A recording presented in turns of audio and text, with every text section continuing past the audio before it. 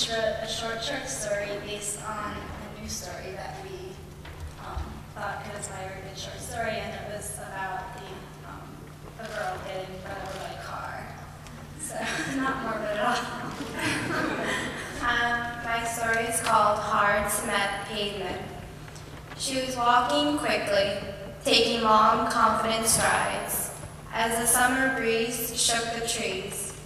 It was late afternoon. She was looking up at the sky and sometimes down at the dark, firm dirt that smelled like rain. She walked, her neck straining for remnants of clouds and sky. The dirt road was simple and straight, but it abruptly turned to hard cement pavement. The breeze melted into a heavy air, and there were no trees for wind to shake. The sound of birds and cicadas chirping was replaced by cars speeding and honking. She had been in a rush to leave. Her mom was yelling, telling her she should clean her room.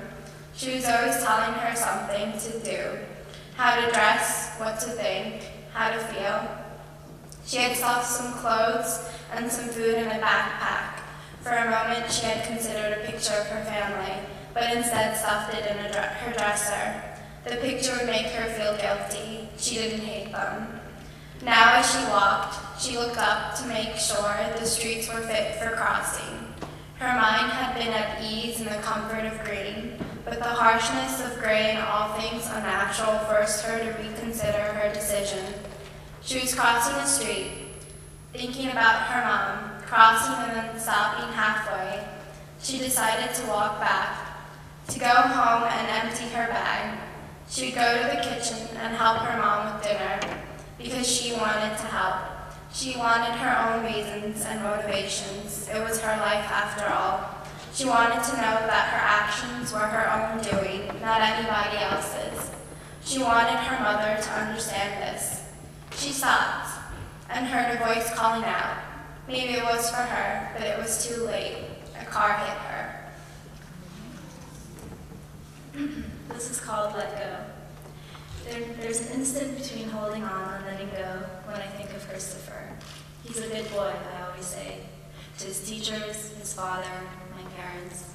To the lady in the grocery store whose daughter he kicked when he was 5. To the middle school principal whose face he spat in. He's a good boy, having a hard time, I say. And to Christopher, we'll pull through, I say. We'll make it. But I'm not blind, you know. I've done my part.